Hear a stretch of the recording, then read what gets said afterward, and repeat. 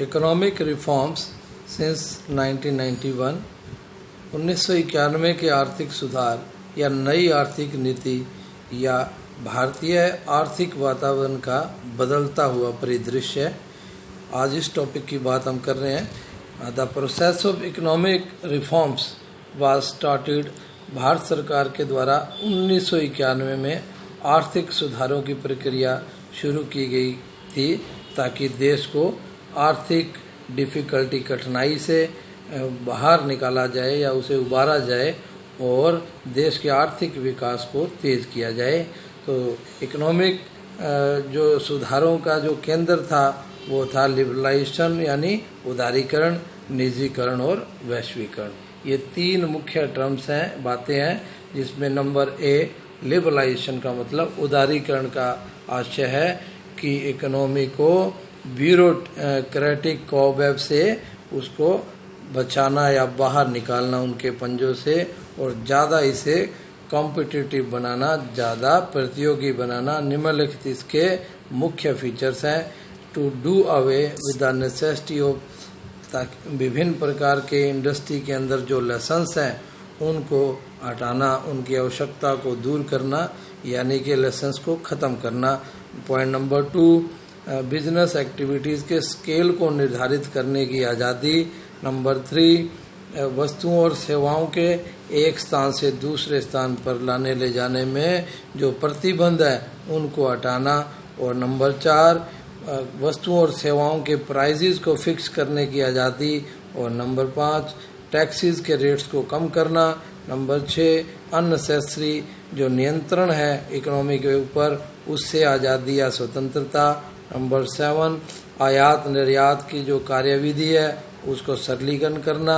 और number 8, foreign capital और उसकी टेक्नोलॉजी को, विदेशी तकनीकी को अट्रैक्ट करने की प्रक्रिया को सरलीकृत करना, सिंप्लीफाई करना।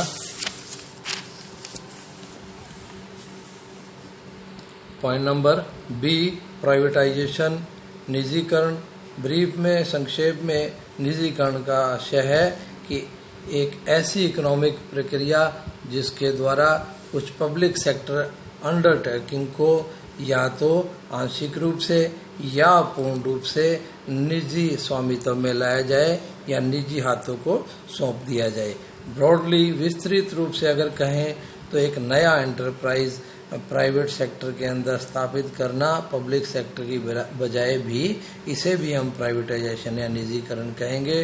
केवल यही नहीं, पब्लिक सेक्टर को जॉब प्रोडक्शन, उत्पादन के कार्य से वंचित करके, विच वाज अर्लियर, जो उसके लिए पहले से रिजर्व किया गया था, या प्रोडक्शन को ट्रांसफ़र करना, इसे बिना डिप्राइव किए टू द प्राइवेट सेक्टर, निजी सेक्टर की ओर, ये भी निजीकरण ही है।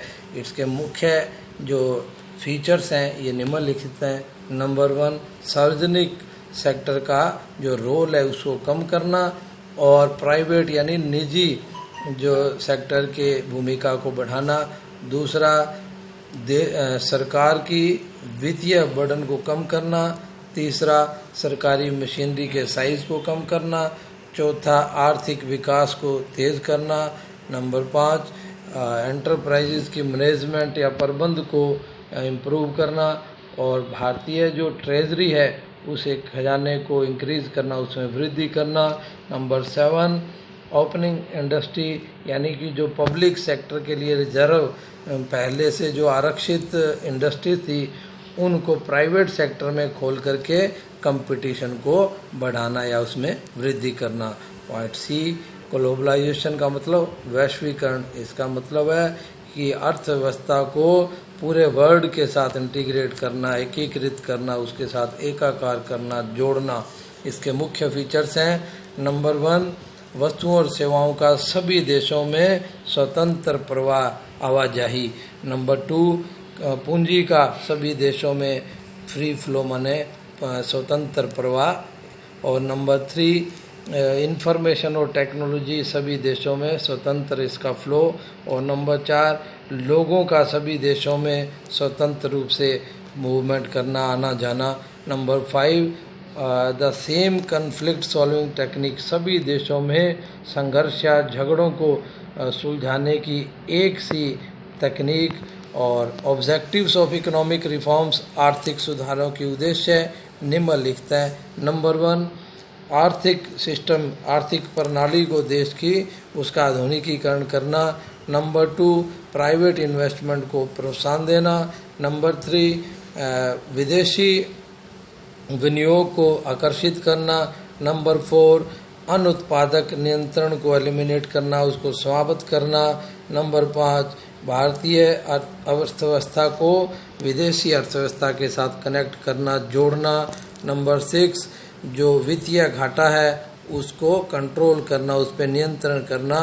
फिस्कल डेफिसिट तब सामने आता है जब टोटल एक्सपेंडिचर किसी देश का टोटल इनकम से अधिक हो जाता है। और नंबर 7, फॉरेन एक्सचेंज का रिजर्व बढ़ाना।